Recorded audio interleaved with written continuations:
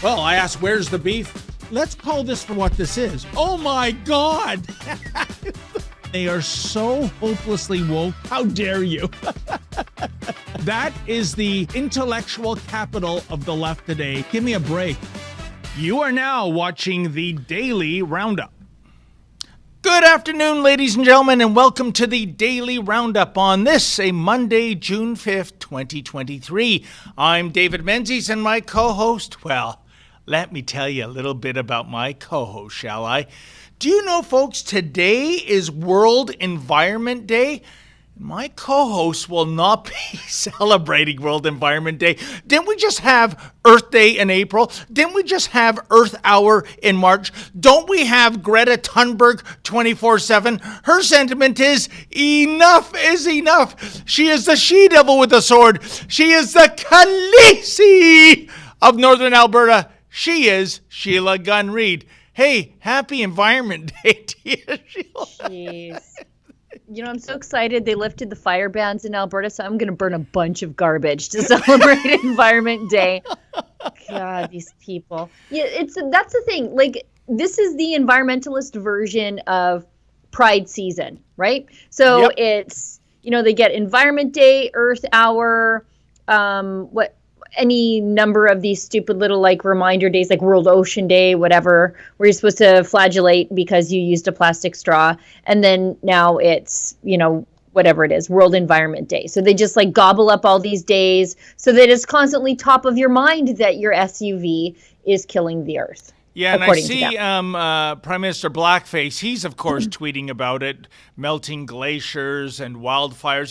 Yeah, none of that has ever happened in the history of planet Earth, the multi-billion-year history. It is just amazing that whether it's a wildfire or a flood, that this is yet more evidence of climate change. It is not.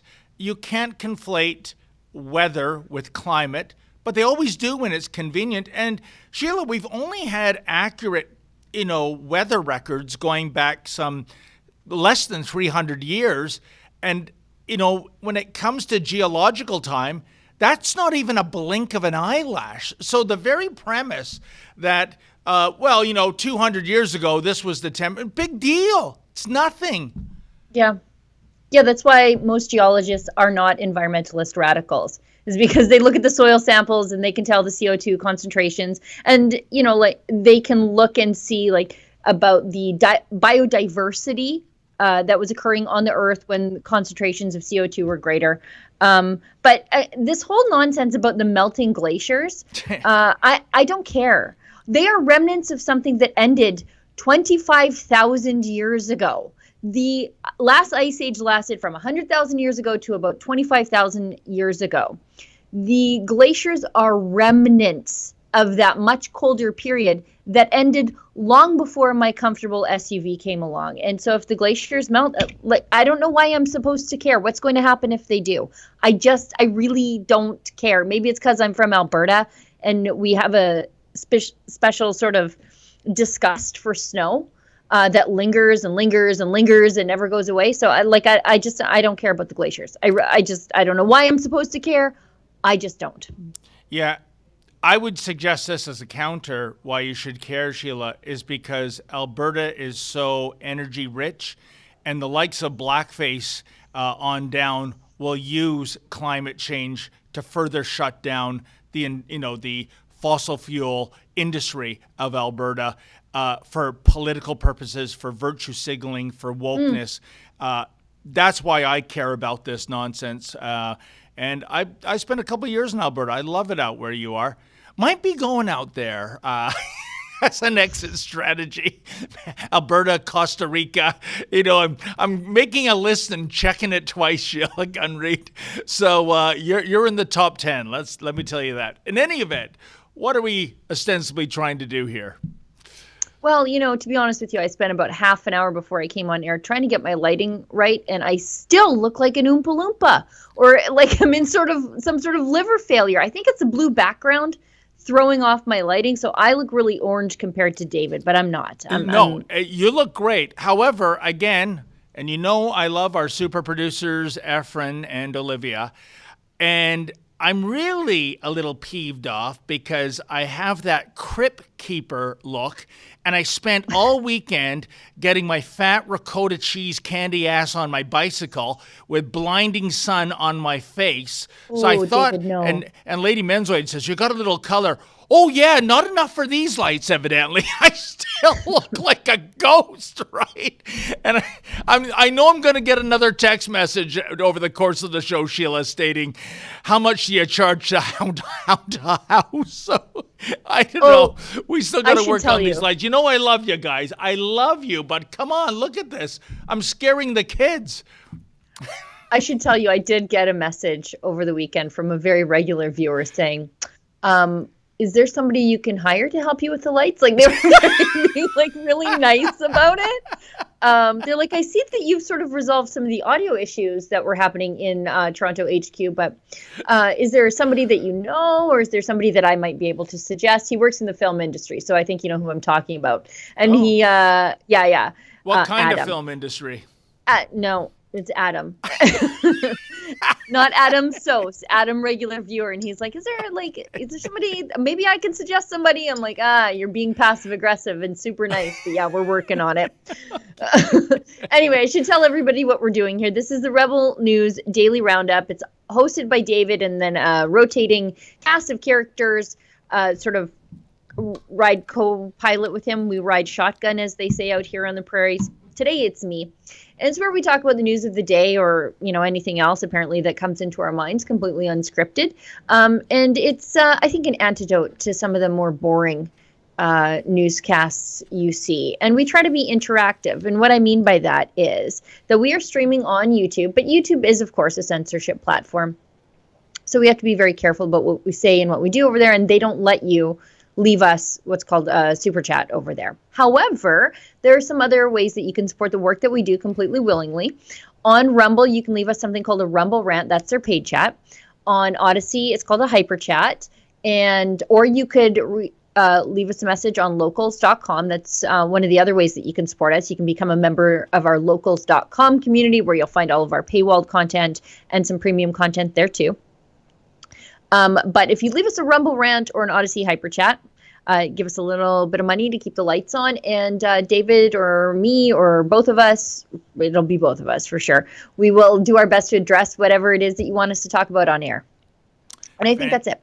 Fantastic, Sheila. And I guess the first thing we should talk about, and by the way, I'm going to give you props here.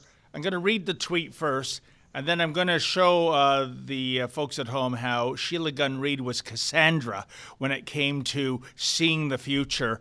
But it's from Prime Minister Blackface, and it goes along these lines. Quote, "It doesn't matter what your sexual orientation, gender identity, or gender expression is. You are worthy of love. You are deserving of respect. You are valued. And as a government, we'll continue to have your back this Pride season and all year long. Happy Pride," end quote. What I'm getting at, folks, is a few years ago, our beloved Sheila Gunn Reid predicted that soon Pride Day, which became Pride Week, which became Pride Month, will become Pride season, aka that piece of calendar real estate known as summertime. And here we have it in official government pressers, Pride season. And by the way, I want to show what, so by the way, in the meantime, Sheila, please give yourself a Barry Horowitz pat on the back for being ahead of the curve, unfortunately in this case. And by the way, when I say summertime, it's more than that, because we're 3 weeks away from summer, so it's kind of summertime plus the first 3 weeks in June. Lovely. Now, here's a Government of Canada Pride season, if we can just go up a bit. Now, this is a disgrace, and I'm telling you why it's a disgrace. You can have the rainbows, and you got the Pride Progress thing going there with the baby blue, pink, and white for the transgender people, who were always part of the original rainbow people in the first place. And then you've got the brown and black lines. That's for brown and black people. I don't know what race has to do with sexual orientation and gender identification. Oh, and by the way, Government of Canada, you screwed up. I don't see that yellow splotch with the purple circle for non-binary. How non-binary phobic can you get? But here's the thing, Sheila. You don't do that to the emblem, the flag, the maple leaf, that's part of the flag of Canada. You don't give it a new paint job. That should remain sacred. But hey, what do I know? Anything goes. And if you have a differing opinion, I guess you're transphobic or biphobic or homophobic or whatever. I'm really upset by that, Sheila. Yeah, it's just, I'm so over all of it. It's, give pride to, give them the winter, but no, they have to give them this part of the year where you're scantily clad in front of children. Naked sometimes, Sheila. Yes. And, there's something underlying anti-Christian in all of this. For example, the month of June, at least in the Catholic Church, is dedicated to the Sacred Heart of Jesus. So it's kind of an important month for us. But it's been co-opted by anti-Christian nonsense, where if you are a Christian and if you hold an Orthodox Christian worldview of gender and family and sexuality and sexual behavior and standards by which you treat yourself, your body, and the people around you, you're suddenly a bigot. You're called a bigot by these people. If your Catholic school doesn't fly a pride flag, even though the pride flag itself is counter to Catholic teaching and the teaching of, for example, Archbishop Tom Collins in the Toronto area, he says the cross is the only inclusive symbol. It's the best inclusive symbol. If your church, your school doesn't fly the pride flag, the pride progress flag. Now it keeps morphing and changing and things get added to it all the time. It reminds me of Homer Simpson's webpage. Do you remember that? When he made his webpage and it was like dancing Jesus and clacking teeth. And that's what it reminds me of. They just keep adding stuff to it all the time. But if you don't fly the flag, then you're a bigot. Even though you're like me, you just don't care. Yeah, I'm sorry to my rainbow friends, but your flag is becoming the cloth version of the Pontiac Aztec, a horrible mishmash of lines and angles. I mean, what next? How about an illustration of, the kitchen sink on the flag? Maybe that should be the all-inclusive imagery. But, that aside, Sheila, I am absolutely gobsmacked that this community needs a whole month, or as the case may be, a whole season of positive affirmation. When we look back at November, we give one day to the veterans, to those who made the ultimate sacrifice to protect our country, our democracy. And that's good enough. In fact, I'm kind of amazed that Blackface himself even wears a poppy on November 11th as opposed to not wearing one, or the peacenik one, the white poppy. And I know what the reason is, Sheila. It's all that toxic masculinity. This idea of men going to war, fighting, killing, getting killed. Ooh, a lot of toxic masculinity. You know what? Damn good thing we had toxic masculinity some 80 years ago, Sheila, because maybe, we're speaking German today. Maybe the flag is the swastika over our dominion. So, when I'm looking at which group deserves an entire season of applause, it is the veterans. It is those who made the ultimate sacrifice. Not people that want to march naked down Church Street, and of course, no criminal charges because, if it's gay or trans, it's good, and if it's good, it's gay or trans. That is the milieu that we live in today, Sheila. Yeah, and somewhere in the middle, the normal gay people are like, we just want to go to the grocery store and walk our dogs. Like, we don't want this. Yep. Somewhere in the middle, they're just being co-opted and their community, as they say, are being sort of used and weaponized against everybody else. And, you know, a lot of them say, like, not in my name. Like the grandparents during COVID, they're like, don't lock up my grandkids in my name. A lot of the gay people are saying the same thing. Like, this is too much. We don't make it seem like we want to dance naked in front of children. And it seems to be that the far left are the ones that want to just encompass everybody into this amorphous rainbow blob. And there are a lot of people who don't want to be involved in it whatsoever. And Sheila, one last point I want to make about this flag business. It is against flag etiquette when it comes to the Canadian flag to fly another flag on the same flagpole. You cannot do that. And I do see it being done. In some cases, I see that Pride Progress flag actually above the Canadian flag. That's a double no-no. And then in other cases, as we chronicled last year, I'll drive by their headquarters later this week, Recipe, which is a huge food service company, the likes of Swiss Chalet, Saint Hubert, the Keg, Harvey's, on down. Well, they just replaced the Canadian flag for an entire month and put up the giant rainbow flag. This is reprehensible. If you want to do this kind of stuff, at least have the decency, which some businesses have done, Sheila, to erect a second flagpole and fly it there.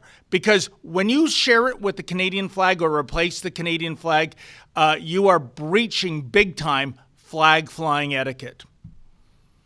It's just so pointless, so much pointless virtue signaling. Like over the weekend, I was at the mall and, you know, I'm walking past the jewelry store. Not that I'm a jewelry wearer, as you can see, but I'm like, oh, you know what? I'll pop in and look at a G-Shock watch. You know, I kind of want one. I've been looking at one for a while, but I can't find exactly the right one, so I'm not willing to pull the chute on it. And I'm like, I got to navigate all these stupid rainbow flags all over the place. I'm like, why is this at the jewelry store? I don't understand. It's just, it seems like it's a thing to do. And if you haven't put up the thing, then everybody's going to get mad at you. I really even think that many of these companies that are doing it, they don't actually care, but they're like, the company beside me is doing it, so in the mall, so I better do it. Like, if you're the unfortunate tenant next door to the body shop, God help you, because if you don't do something, then just by virtue of being next door to the body shop, you're going to look like a bigot. So I'm over it, and frankly, I don't even want to talk about it anymore. We've occupied 19 minutes of our time with this stuff. Let's quickly barge through the next few things that are on this topic, and then get into some actual news that people care about. And by the way, the one exclamation mark is the fact that the feds are providing $1.5 million for increased security at Pride events across Canada. What's that to do? To stop someone having a contrary opinion, asking an impolite question, maybe telling one of the paraders, could you cover up your genitals? That's kind of like, against the criminal code. Is that what the security is? Because I don't see an uptick on actual real crimes against... Oh, I do. But it's not in the way that you think. It is people who are objectors to this nonsense being out in public. Yes. Like half naked men helicoptering their wieners down a public street because it's Pride season now, so you got to put up with it for 90 days. And you're just trying to mind your business with your kids. And if you say anything or you scowl at these people because of the vulgarity of it all, they're going to come over and attack you. Our Tamara Ugolini was bullied on a public street in her own hometown where she lives by a man twice her size, dressed as, I believe, Cinderella, but I couldn't really tell, telling her to stop recording in public. Yeah. A parade, by virtue of it being a parade, means that it's public and it's a spectacle and you want people to look at it. So she looked at it, and this monstrosity bullied little tiny Tamara Ugolini, who I'm not a big woman. I'm probably 8 inches taller than her, and I probably have 30 pounds on her. And this behemoth of blue chiffon came over and told her to stop recording because he didn't like the reason why she was recording.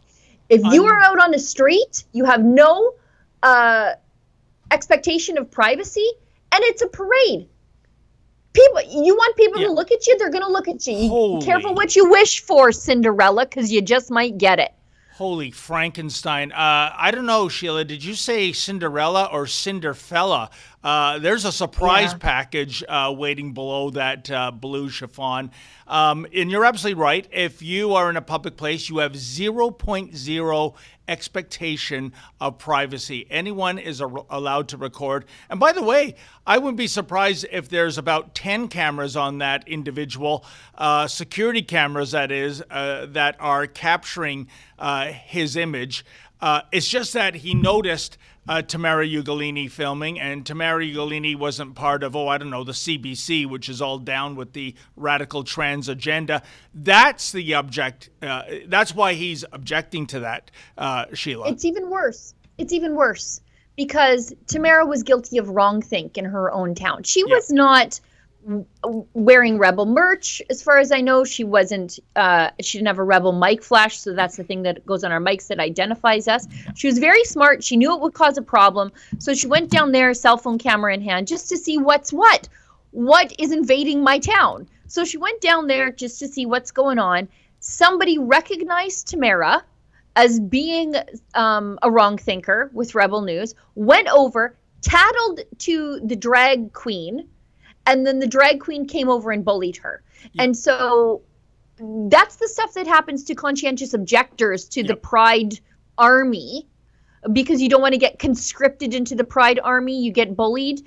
But the increased security is for the Pride people and not for the conscientious objectors. No, and as we proved last month when we were leaked that transgender training for Toronto police, we have proof in the pudding, Sheila, that trans rights, it's not about equal rights, it's about special rights. Case in point, if a so-called trans woman, a trans man, I get confused, forgive me, that's a woman pretending to be a man, if she's put in a holding cell by Toronto police, she gets to keep her gender-affirming article. That would be a fancy name for dildo, which can be weaponized.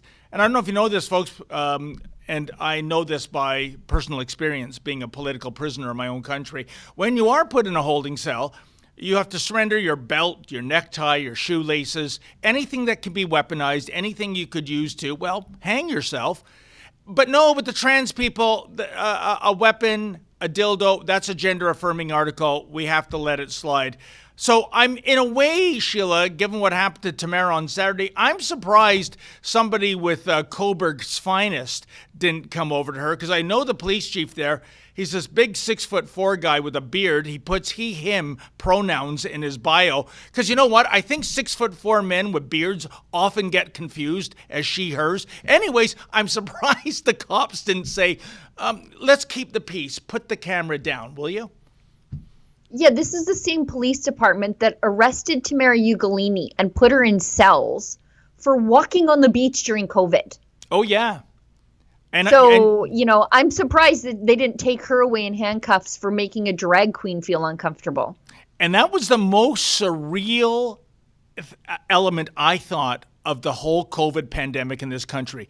Coburg has a gorgeous beach. It's the home, I think, in August. It's a resort town. Pardon me?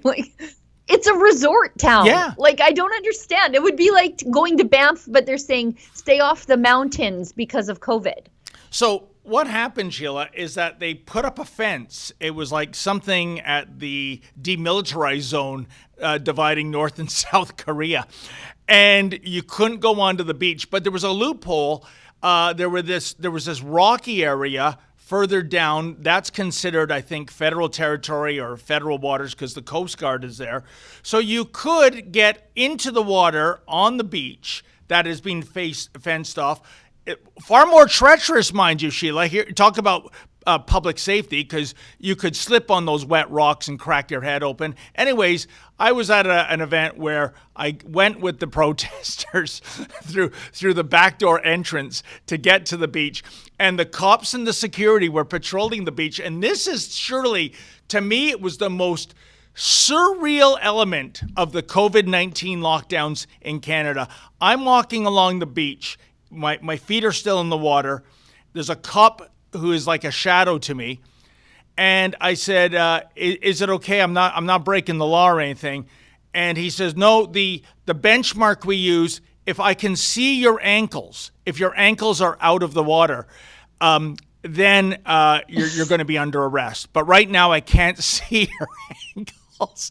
So I made damn sure to keep my ankles submerged, Sheila. I didn't want to get arrested again. Welcome to being a Victorian era woman where exposing your ankles is legal. One more thing that we should talk about before we get off this horrendous topic of Pride season. And I think it might be the actual worst. So Alexa Lavoie's reporting on the Love Me Gender exhibit at the Quebec City Museum of Civilization. I suppose it should be the Quebec City Museum of the Downfall of Civilization. The Love Me Gender exhibit with the man who disrobes as part of performance art in front of little children. And I've watched this more times than I care to have watched it, because I had to make sure that it was safe and right and for publication. And it's the little children in the front row who gasp and turn away. Little kids know. It's like trying to explain abortion to little kids, and it upsets them so much when they ask. Because the little kids have a good sense of right and wrong and what's vulgar and what they should see and what they shouldn't see. And parents kept their kids there while this man was systematically disrobed in front of all of them. And anyways, the point is, her reporting on this has been picked up in True North, which is no surprise. But in La Presse now, it's being talked about on French language radio shows. And she was the first one there. And then this exhibit is there for anybody to see. But the mainstream media thought that there was nothing wrong with it until Alexa Lavoie showed you exactly what was wrong with it. And then they could no longer ignore it. And yet they call us not real journalists. Okay, so Sheila, here's the real question based on Alexa's report. Who do you have more utter contempt for? The people at a taxpayer-funded museum staging what is actually an act of indecency and pornography, or the parents who willingly brought their children there, and even when the children reacted with revulsion, indicating to me that children have more sense than their parents, who do you have more contempt for? Because, and by the way, as a side note, where in blue hell is the Children's Aid Society when you really need them? Right. Well, you know, the groomers, the weirdos, the people who want to sexualize your minor children, have access to your minor children. Yep. They don't have an obligation to protect your offspring. You do. Yep. There will always be wolves in the world. However those wolves manifest themselves, it's always going to be different. It might be bullies at school. It might be people who tell them that they are stupid or incapable or not worthy, whatever. Or it could be these weirdos, these sexualized groomer weirdos, exposing them to things that I don't think any normal person should probably want to be exposed to, but especially children. Those people are out there. They will always be out there. They are the barbarians at the walls, and it's your job to keep them on the other side as a parent. And you can't save your children from all the evils of the world, but you can do your best. And these parents weren't even doing the bare minimum. And I get it. You, as a parent, a mother and father, for whatever reason, you're down with the radical transgender revolution. But you know what? Your kids might not be. So how about this? Wait till they're 18 to make a decision to go to a performance like that. That's why we've restricted movies. You can't get into pornography if you're under 18. You can't buy liquor, cigarettes, marijuana, get a driver's license, vote even. But somehow for a grotesque sexualized show like that, you find that okay? That is despicable, Sheila. So, you know what? We're at the half-hour mark already. Holy mackerel. Let's run our first ad. And before we go to that ad, I just want to say, folks, I never thought in my wildest dreams I would ever hear Sheila Gunn Reid say what you heard her say just about 12 minutes ago, which was, quote, helicoptering their wieners, end quote. Wow, the world is surely changing. Anyways, let's throw to an ad.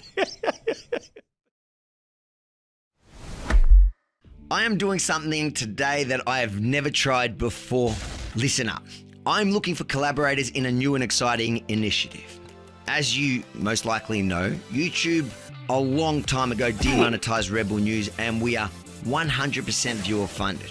Now, while our supporters are fantastic at helping us cover legal campaigns and special reporting missions, unfortunately, the reality is our day-to-day operational expenses often exceed our income stream. Which is crazy if you think about it, because my videos across all platforms attract hundreds of thousands of views and sometimes even millions. So I want to share that reach with the right partners. If you have a product or business and want to enter a win-win relationship with me, please go to rebelnews.com/ads and fill in the form to let me know. I won't be accepting anyone. I need to believe in your business or product so I can sell it proudly for you. And for successful applicants, I will guarantee a minimum view count, meaning even if your ad is published on the less popular reports, we'll keep promoting your business or product until it gets the agreed minimum eyeball. So again, if you have a cool company or product that either wants to take advantage of my reach or want to support my work through advertising in a way that you can write it off as a tax deduction, or both, head over to rebelnews.com/ads and hopefully we can join forces soon. So Sheila, the next item, and it's in your neck of the woods, and I'm going to let you do the heavy lifting here because I know you have researched this far more than I have. And it's about, I mean, I can't believe I'm reading this. Dina Hinshaw is back in Alberta, or is she? I'm getting all kinds of mixed messages that this was a fabricated memo. She is actually going to be coming back. Sheila, explain. Well, here's the thing. We don't really know. What they're saying is she's not employed right now. But it looks as though, and I didn't see it when it first was published. All I saw was a screenshot published by sort of a lefty, what we call Under the Dome Watcher website. So Under the Dome, that's the building behind me there. That's, I don't know, it's all backwards. But anyways, they call that Under the Dome. And so these are people who, they're journalists, I'll give them that, who sort of pay attention to the comings and goings in the legislature, whatever. So they saw that Dina Hinshaw had been rehired, or maybe somebody sent it to them that said that Dina Hinshaw had been rehired. And it was this memorandum. It's for the Indigenous Wellness Corps. And they say they're pleased to announce that Dr. Dina Hinshaw has selected as the Indigenous Wellness Corps Public Health and Preventative Medicine Lead. So this is the memorandum that was published on June 1st, 2023. Now, it was published to Twitter. I never saw this from the AHS website, so I can't confirm or deny. What I do know is there's a very vague statement out there now from Alberta Health Services, and they say AHS does not speak to personnel matters, but then they do speak to personnel matters in the very next sentence. Dr. Hinshaw is not employed by AHS, so that's Alberta Health Services. AHS is reviewing the position and remains firmly committed to working with Indigenous communities and working to improve health outcomes for all communities and populations. So that's June 3rd. So after that hit the, social media and everybody got mad. But can we go back to that memorandum just for a second, please? Because I thought I saw, and I can't remember, when she starts. Okay, so this is the thing. If you go down to the very bottom, it says she will begin her new role June 5th, 2023. Today. Yeah. Now, I don't know if they rescinded their offer to her, but what I do know is technically then that statement from Alberta Health Services from June 3rd was true, because she was not at that point employed by Alberta Health Services. So I think maybe some of these public health deep state bureaucrats thought they could rehire their buddy Dina. The public noticed, and I think they rescinded this. But when they issued that statement on the 3rd, technically, yes, she had not been working for Alberta Health Services at the time. So I think in that 5-day leeway, a lot of things changed. I think they hired her on paper. Her start date didn't happen. So they're like, back up the cart. And so I think that's what happened there. So technically things were said that were true, but I think she was rehired. And this is what they call in our business journalism and in law, folks, weasel words. Yeah. But here's the big question for you, Sheila Gunn-Reid. Where do you think, say this is true, where do you think Premier Danielle Smith weighs in on this? Oh, I think she's probably the reason that the offer was rescinded, because Dina Hinshaw was unceremoniously fired in a press release right after the premier was selected as the leader of the United Conservative Party. It was one of the first things she did was turf out old Dina Hinshaw, who glided down on her golden parachute to a great job in BC. I think the premier intervened here for sure, because it was one of the first things she did was get rid of Dina Hinshaw. Yeah.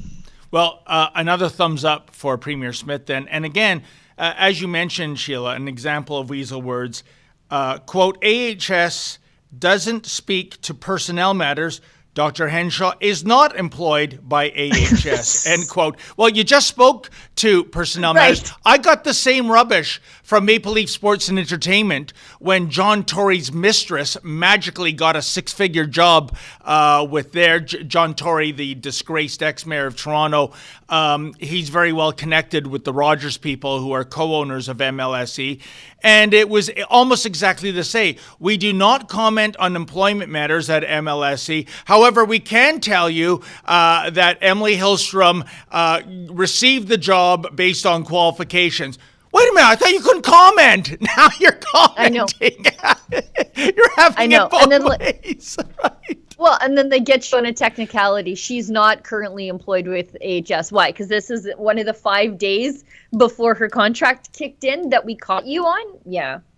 Yeah. It goes back to Bill Clinton trying to explain the lie, I did not have sex with that woman, which was, It depends. It depends on the meaning of is, right? It depends what you mean by what is, or whatever he said. Too bad he's not the current president, because the way he would answer that today, Sheila, is, what's a woman? His dentures would just fall out. Anyway, lo and behold, I see we have a piece up on our website. Sheila, talk about something that might be, for the year 2022, the most overlooked, underreported story in Canada. And I speak of a Manitoba man who is now pleading guilty in a hit and run on COVID-19 protesters, aka freedom fighters. Here's the thing, folks, why I say overlooked, underrated. If that man was wearing a MAGA cap and this was, say, a Black Lives Matter demonstration, it's still probably on the front page today. Toxic masculinity, white supremacy, et cetera, et cetera. But because he's on Team Pfizer, I guess, and the freedom fighters are really fascist because, they fly that fascist symbol known as a maple leaf flag on a hockey stick. Yeah, well, we got to give this guy some slack. This is mind-numbing to me, Sheila, and I can't believe it's taken this long to get to where we are right now. Yeah, this story is quite horrendous, and I think it's the hand of God that it wasn't far, far worse. He drove his, I think it was a crappy Jeep Patriot or something like that. Yeah, not the real Jeep. No. Wasn't, it wasn't great. I saw pictures of it after the fact, and I'm like, it looks like it's hit a few things in its day. But anyways, he drove his Jeep into a crowd of 100 people, and he was seen by witnesses who didn't know each other accelerating into the crowd. The crowd was a convoy demonstration. There he goes, no disregard. Like, look, oh my God, he just drove right over those people. Every time I see it, it makes me sick to watch because it could have been so much worse. He didn't even stop. He drove over people and then just drove away. This was an act of political terrorism. This guy's a far left-wing Antifa activist. I think he's got a history of doing creepy things with younger girls. He's a musician, as these weirdos tend to be. And so, anyways, some strange things in his history with the young women who would sort of gather around him in the course of his musical career. But anyways, his music lyrics revolve around anarchy. He's an anti-racism activist, again, as these people tend to be. And he drove right into the crowd. He... Like, look at this. This guy could have been shoved under the wheels of the other vehicle there. Like, that's terrible. Horrible. He could have had his head run over. Like, so anyways, this is an act of political terrorism. It was probably the most violent thing that ever came out of the convoy demonstrations. That's for sure. I believe his bank account was not frozen, and I think he was out on bail almost immediately. And he has now, I guess, pled guilty to hit and run on COVID-19 protesters. I don't know what his sentence will be, but I'm sure it will be almost nothing. And that is the question I had for you, Sheila Gunn Reid. Now that he's pled guilty, what will the sentence be? Will he even see, I'm not kidding you, a day behind bars? I think it's going to be some bullshit community service, him uttering a mea culpa, which he doesn't mean. And by the way, with him being such an outrageous leftist, shouldn't he be riding a bicycle or at least a plug-in hybrid Toyota Prius, you would think? That's a pretty heavy fossil fuel burning vehicle, but I guess that's what you want when you're trying to carry out injuries and death to those who you disagree with. And I would suggest, Sheila, based on that evidence, to me, the charge should be attempted murder. That was a deliberate act. He wasn't, thrown off the road. He wasn't inebriated. You can't play that card. That was attempted murder. What else do you expect when you take a Jeep and drive it into a crowd of people? He better do some hard time, because if he doesn't, that will just embolden those of that ideology, the Antifa type, the radical transgenders who often self-identify as violent thugs and the cops do nothing. That will just further embolden them that, hey, even if I get caught and charged, I'm not doing any prison time, suckers. Yeah, like the details of this are pretty, they're pretty on the nose, actually. So let's look at what became of the people he ran over. Zegarnak proceeded to ram into 4 people, with all of them sustaining injuries. One man was sent to the hospital with head and arm injuries, while another suffered a bruised jaw and chipped teeth from the encounter. So a head injury, could have been much worse. This is just chef's kiss, top tier leftism. Yep. After authorities pulled Zegarnak over, he allegedly became combative and accused the officers of being racist. Police were, this is the part that brings me a little joy, knowing that he got tasered. Police were forced to use an electric shock device a number of times in order to get him out of the vehicle. Wow. This guy felt that he was justified in running over people, and then he thought that if he screamed loudly enough at the police that they were racist, that they would let him go. And he plays the race card, right? Yeah, and I'm not sure. I think he might be Indigenous or part Indigenous. Anyways, so he probably ran over. I mean, it's Winnipeg. He probably ran over people of Indigenous descent, by the way. It's Winnipeg. Yeah. I don't care if he's part Martian, Sheila. The law is the law, and it should be colorblind. You don't get to run over people. Exactly. I don't care what your ancestry is. You just don't get to run over people. But it's a bit much for someone who drove into a crowd of protesters in Winnipeg to claim that the police are being racist because they arrested him when you probably ran over somebody of Indigenous descent. But anyways, according to the Winnipeg Free Press, the Crown prosecutor is seeking an 18-month jail term, while his defense attorney is recommending he be allowed to serve a conditional sentence in the community. Yeah. Unbelievable. Yeah. Well, Sheila, we should get to our last ad break of the segment and then get back to the growing litany of critics of Pierre Poilievre. That would be NDP members of Parliament. That would be a certain Toronto Star columnist. I'm not sure if it's a she or a he, but anyways, we'll get back to why, once again, those on the left are telling Conservatives what to do in terms of how to run their policies, who their leader should be. The people that want the Conservatives to fail. And believe it or not, folks, yes, there's Conservatives out there that are taking the advice earnestly. Unbelievable. We'll be right back. Living with spike protein in a post-pandemic world is something we all have to grapple with, whether you've had the virus, you've been vaccinated yourself, or if you're around those who were. The wellness company's Spike Support Formula is a daily supplement that can help you feel your best, and then stay that way. Go to twccanada.health to get back to that pre-pandemic feeling with Spike Support. Use coupon code REBEL to save 10% off these doctor-formulated products, which are rooted in science, and for a limited time, your first month's membership is only 99 cents. That's twccanada.health, coupon code REBEL at checkout. It's time to put your wellness back in the driver's seat. Yeah, so we have a couple of stories that we haven't listed. One is Chantal Hebert of the Toronto Star. Evidently, when she pens a Saturday Star column about what the Conservatives are doing wrong, such as having Pierre Poilievre as a leader, we must do something about this. And also I see, there's a video of a NDP MP whining about Pierre Poilievre. First of all, why don't we just play that video and see what's being said, and then we'll try to make sense of this on the other side, Sheila. Welcome to Lifestyles of the Rich and Famous, the Ottawa edition. And on this episode, we're visiting Rockcliffe. This is one of the most exclusive neighborhoods in the country. This is where the old money, the big money, and where Pierre... Oh, dang it. We got a... Poilievre have their days. Now, Mr. Poilievre already has a house in Ottawa, but by moving into Rockcliffe, he gets a 19-room mansion, servants, a personal chef, and $170,000 a year in upkeep for the joint. Talk about gatekeepers. This guy's got groundskeepers.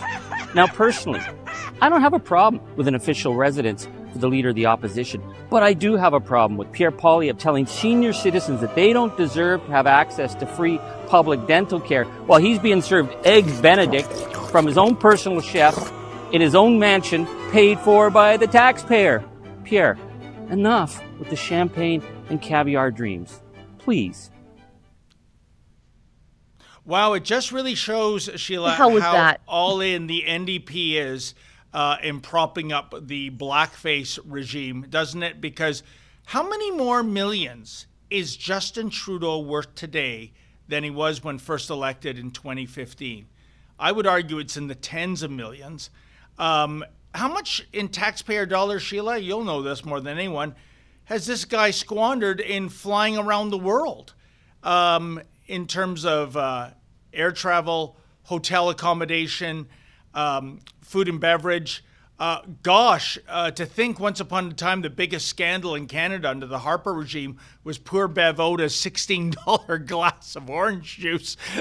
She's nothing. She's a ham and egger compared to that. So why would they go after Pierre Poilievre?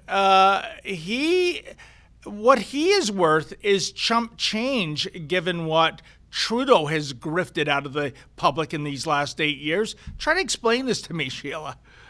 Yeah, give me a break, NDP. Am I to really believe that their leader wouldn't move into the official opposition leader's residence if he were actually not just the leader of the Socialist Caucus of the Liberal Party of Canada? Like, they want me to believe that Mr. Rolex, Jagmeet Singh, wouldn't be on the first Uber ride over to Rockcliffe if it were his.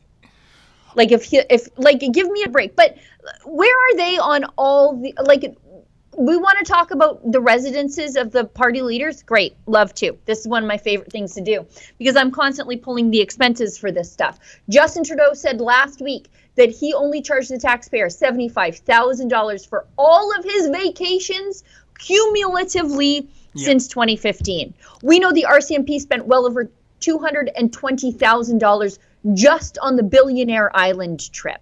Yep. That doesn't even count, doesn't count domestic trips, none of that stuff. He spent hundreds of thousands of dollars in in-flight hospitality just for food on his junkets.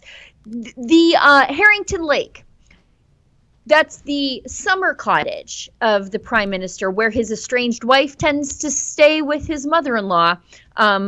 Anyways, they built a backup cottage for him there. So Harrington Lake, then they built a backup cottage for him that cost, I think, $2.5 million.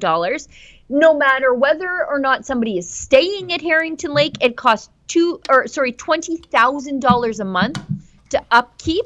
That doesn't even take into account Rideau Cottage, which seems to be his main residence these days when the wife is over at the other place. I went through the expenses one time about all the upgrades to Harrington Lake since Prime Minister Justin Trudeau took it. Not only just the backup cottage, like an entire backup cottage. When we say cottage, they mean something much larger than my house or your house, David. They built him a bee farm. They built him a garden, a skating rink, a like an ice surface there.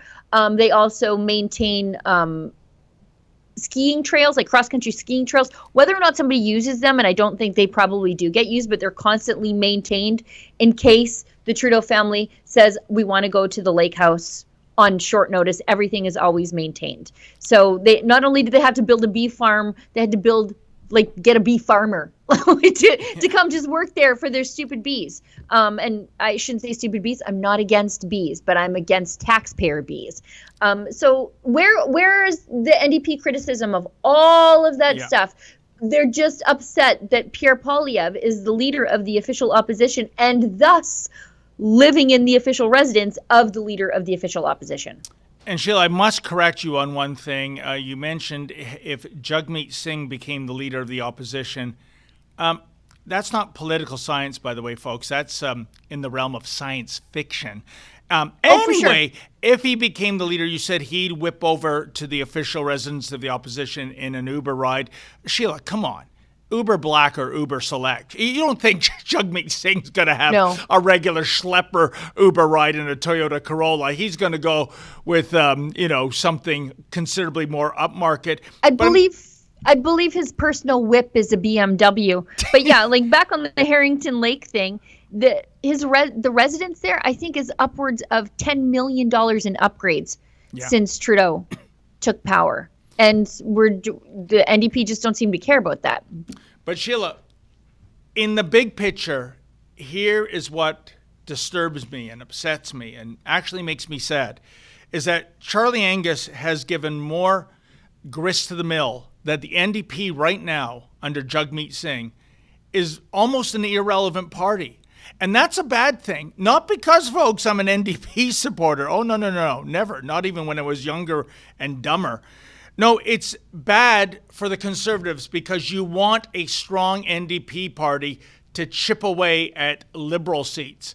You want two strong left parties. You want that vote splitting to go there so that the Conservatives can go up the middle, which has happened before in Canadian history.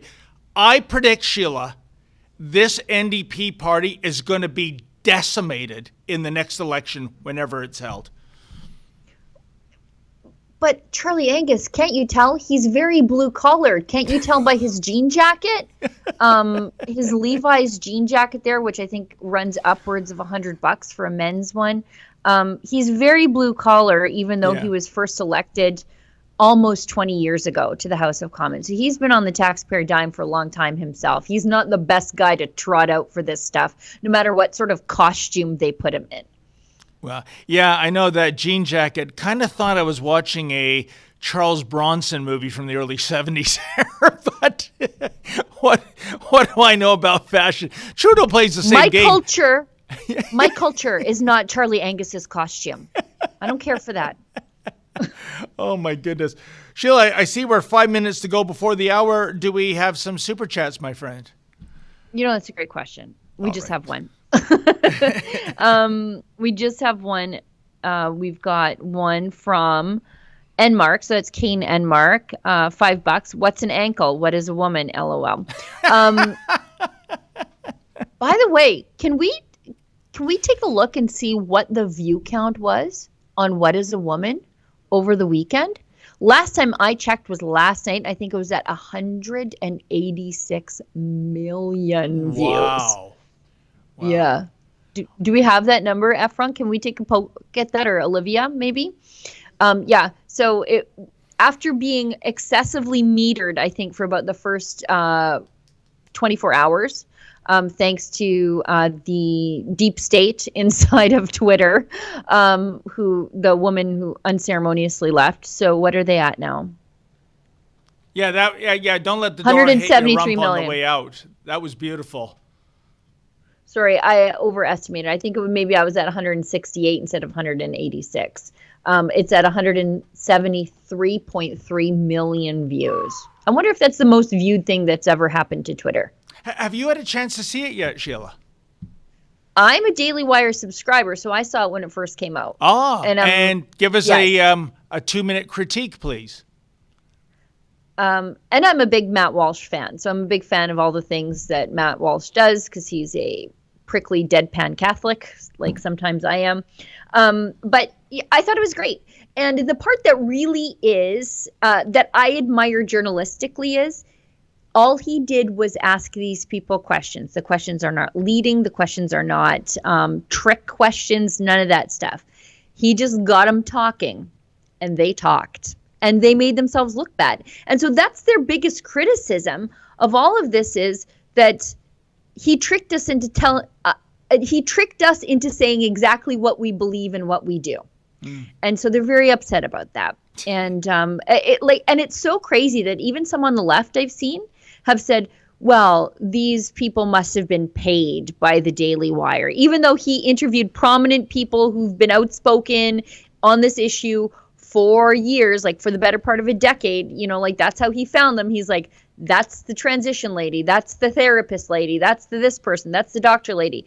And so he just went out, sought them out, and talked to them, and they were talking. And that's the problem, is that they told the truth. And I think that's not something they wanted us all to hear, was the actual truth of what they're doing. It's just shocking, Sheila. You've really triggered me there with that statement. Oh, he must have paid these people. It's the same what we get whenever we go into some left-wing demonstration. Maybe it's pro-abortion or climate change, or you name it.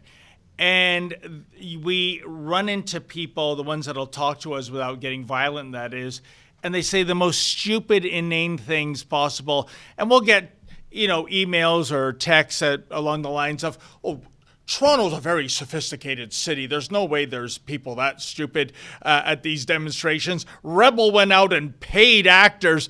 No, we don't. Why would we? Believe me, it's like, it's free for the taking and heaping helpings. So, and we wouldn't do that anyways. It would be unethical. So I'm out there, David, I'm out there most of the time working by myself. I wouldn't pay an actor. I would pay a cameraman. Yeah. Oh, yeah. However, to make my life a little easier. Yeah. But yeah, they just can't believe how stupid their own side is. And I think the most revealing question that I always tell the journalists is, what are you doing here? Or why are you here? And if you go to a conservative protest, they know the issue. Like, they know why they're there, why they have to protest, what the risks of protesting are. They know if they're protesting a piece of legislation, they know all the ins and outs and the ramifications and the perceived consequences and why they must stop it. And they will tell you, and they're really happy for the opportunity to tell you. They usually don't run away from a camera because they want the world to know why they're there. That's why you go to a protest, by the way, to show your dissent in a public space. But if you go to a left-wing protest, if you ask them why they're there, a lot of times they don't know, or they say things that aren't true, or they're like, because that person told me to, and then they gave me this sign, or they don't want to talk to you at all because they don't know why they're there. You said something I must address, Sheila, and it's happened more than once. I swear. I'll go up to somebody at a demonstration and I'll say, sir, I see your sign says such and such. What do you mean by that? And they go, oh, I don't know. Somebody came along. They just gave me this sign. Yeah. I swear to God, that's happened more than once. It's like, you're holding a placard and you don't even know what you're in support of or what you're demonizing or whatever the case is. Sheila, it's shocking. I mean, who are these people? I know. And I think the only book they ever read is The Handmaid's Tale. It used to be Harry Potter, but then they convinced themselves in their mind that J.K. Rowling is a transphobe, so now she's mean and they can't read her books. Yeah. So they've moved on from Harry Potter. I don't know. I didn't read it. And now they've gone on to The Handmaid's Tale, which I don't think they read the book. I think they're just watching the show, because if they had read the book, they would know it's based on the Iranian Revolution. So I don't know. Yeah. They got to get new books on that side. Get a new book, guys. Yeah, talk about cultural appropriation for the wrong cause. But Sheila, I see we're just past the hour, 2:00 Yes. Eastern Standard Time, so we must say farewell. So thank you again to Olivia and Efren, our super producers. Thank you to everybody that tuned in, and the person that was so kind to give us a donation. Much appreciated. And thank you to my beloved co-host, Sheila Gunn-Reid. Of course, I believe it is Tamara Ugolini in person. She's getting out of Cinderfeller Coburg and coming down to Toronto to do the live stream tomorrow, and I welcome that. And in the meantime, folks, as always, stay safe and stay sane. With the Prime Minister in the House of Commons, where you reference his departure from a private school he used to teach at. As you may know, there was lots of rumors about his exit, including what seems to be a completely defamatory story that has no credibility. Why did you raise that in the House of Commons? Well, it is just a fact, and this Prime Minister has a track record of not completing what he starts and bragging about what he hasn't done. And that has spilled over into his policy positions, whether it's his promises to complete, for example, a Trans Mountain pipeline gone $27 billion over budget, still not done. Claiming he's going to have an electrification economy, bragging about all these mines that he announces but don't actually get completed. Brags about his policy and promises on climate change, but they never actually meet their